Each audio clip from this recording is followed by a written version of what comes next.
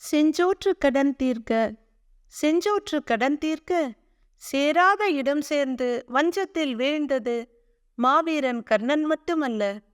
பல வித்தைகளின் நிபுணத்துவம் பெற்றிருந்த ஈடு இணையில்லாத வீரன் சல்லியனும் தான்.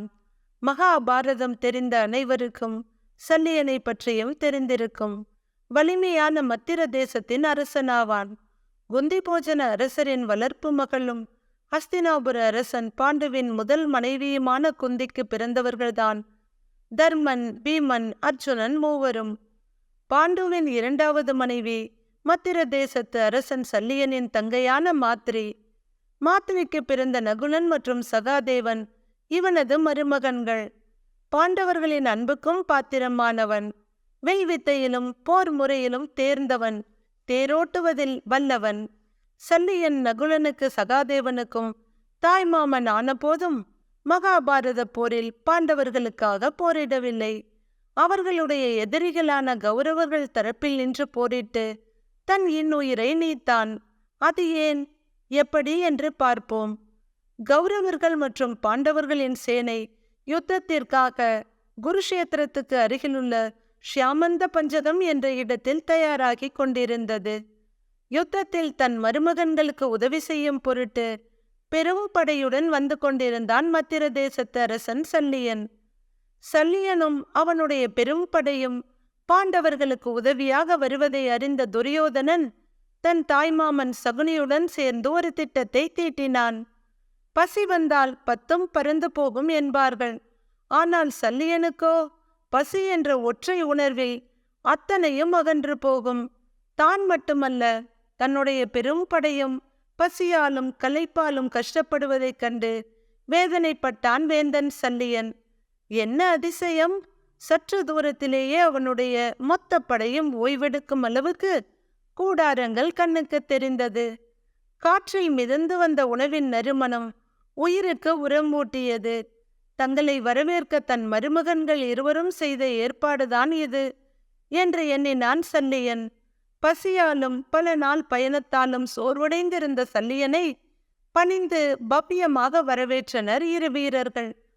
ஆடம்பரமாக அழைத்துச் சென்று அறுசுவை உணவு கொடுத்து அவனையும் அவன் படை வீரர்களையும் குளிர்வித்தனர் அந்த இருவரும்.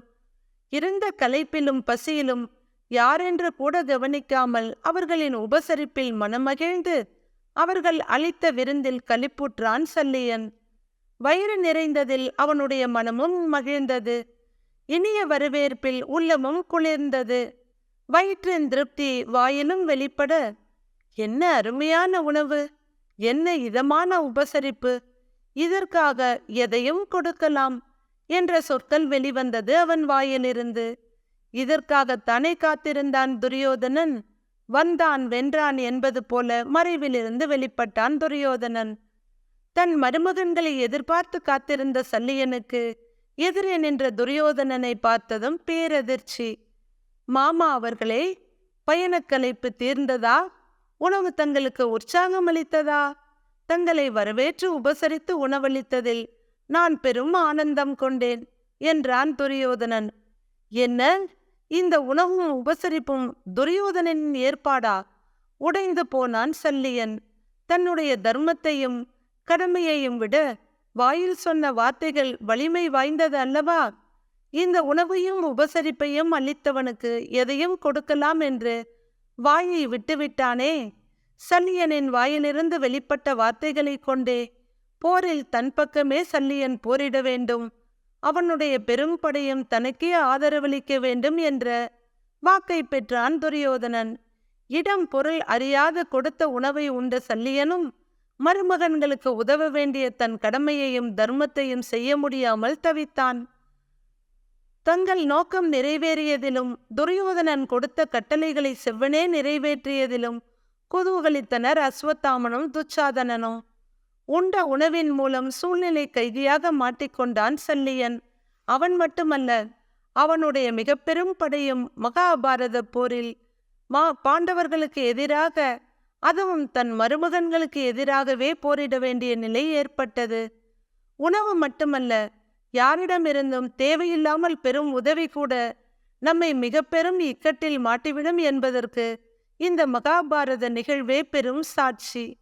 தனது தவறை உணர்ந்த சல்லியன் தருமனிடம் நிகழ்ந்தவற்றை கூறி மன்னிக்க வேண்டுகிறான். கண்கிட்ட பின் சூரிய நமஸ்காரம் செய்தால் என்ன பயன்? மனசாட்சியை விடுத்து தன் இரத்த உறவுகளுக்கு எதிராகவே அஸ்திரம் ஏந்தினான் சல்லியன். அத்தோடு நின்றானா என்றால் இல்லை. தன் விரலை கொண்டே தன் கண்களை குத்திக் கொண்டது போல வேறொன்றையும் செய்கிறான் சல்லியன். உக்ரமாக நடந்த போரின் அன்றைய தினம் அந்தியை தொட்டதும் நின்றது. காற்றில் மிதந்து வந்த நெய்யின் மனம் உணவின் சுவையை சொன்னது.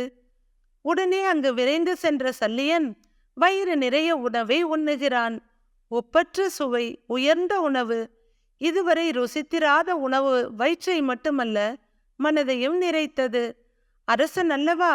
மனம் மகிழ்ந்ததும் அப்படிப்பட்ட உணவை சமைத்த சமையல்காரனுக்கு பரிசளிக்க விரும்பி சமையல் கூடம் செல்கிறான். அங்கே கையில் கரண்டியுடன் தலையில் முண்டாசுடன் நிற்கிறான் வாசுதேவ கிருஷ்ணன். பார்த்த சல்லியனுக்கோ ஆனந்த அதிர்ச்சி. பலவாறு கிருஷ்ணனை பாராட்டியவன் என்ன வேண்டும் என்று கேட்கிறான்.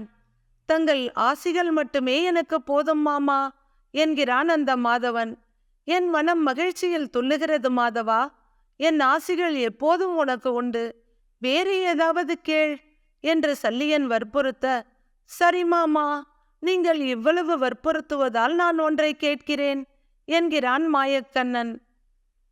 தாங்கள் கன நேரத்தில் தேரை பூமியில் புதைத்து வெளியே கொண்டு வரும் வித்தை அறிந்தவர். அக்கலையை எனக்கு சொல்லித்தாருங்களேன் என்று கேட்க அதை வாசுதேவ கிருஷ்ணனுக்கு சொல்லிக் கொடுக்கிறான் சல்லியன். அடுத்த நாள் மகாபாரத யுத்தத்தின் 17வது நாள். கர்ணன் நாகாஸ்திரத்தை நாணில் ஏற்ற கள்ளச்சிரிப்பு சிரிக்கிறான் கார்மேகவண்ணன். தீரோட்டியாக உட்கார்ந்திருக்கும் சல்லியனுக்கு சகலமும் புரிந்து போகிறது. தன்னிடம் கற்ற வித்தையை கையாளப் போகிறான் கண்ணன் என்பது. பார்த்தனுக்கு சாரதியாக இருந்து அவனை வழிநடத்துகிறான் பார்த்த சாரதி.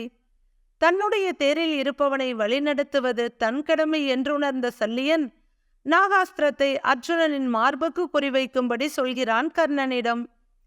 நீ தேரோட்டும் வேலையை மட்டும் பார், எனக்கு உபதேசம் செய்யும் வேலையெல்லாம் உனக்கு வேண்டாம் என்ற கர்ணன் நாகாஸ்திரத்தை அர்ஜுனனின் கழுத்துக்கு குறிவைக்கிறான். நாகாஸ்திரம் அர்ஜுனனின் தலை கிரீடத்தை தொட்டு பறக்கிறது. கர்ணனுக்கு ஒன்றும் புரியவில்லை, எப்படி தன் குறி தவறியது என்று. அவன் திகைத்து நிற்க அப்போதுதான் தெரிகிறது, கண்ணன் சில கணங்கள் தேரை பூமிக்குள் புதைத்து வெளியே எடுத்து விட்டான் என்பது. நொந்து போனான் சல்லியன். அதனால் நாகாஸ்திரத்தை மறுமுறை அர்ஜுனனின் மார்புக்கு குறிவைக்கச் சொன்னான் கர்ணனிடம். கர்ணனும் வாக்குக்கு கட்டுப்பட்டவன் அல்லவா? தாய் குந்தியிடம் கொடுத்த வாக்குப்படி அவன் அர்ஜுனன் மேல் நாகாஸ்திரத்தை ஒரு முறை மட்டுமே பிரயோகிக்க முடியும். தான் கற்றுக் கொடுத்த வித்தை தன் தரப்புக்கு எதிராக மாறியதை கண்ணெதிரே கண்டான் சல்லியன். உண்ட சோற்றுக்கு கைமாறாக கௌரவர்களுடன் கைகோர்த்து கடும் அவமானங்களை சந்தித்து களத்தில் கடைசி வரை போரிட்டு யுதிஷ்டன் கையால் மரணத்தை தழுவினான் சல்லியன். பாத்திரம் அருந்து பிச்சையிடு என்பார் பெரியோர். கொடுப்பதில் மட்டுமல்ல, கொள்வதிலும் கவனம் வேண்டும். மிகவும் நன்றி.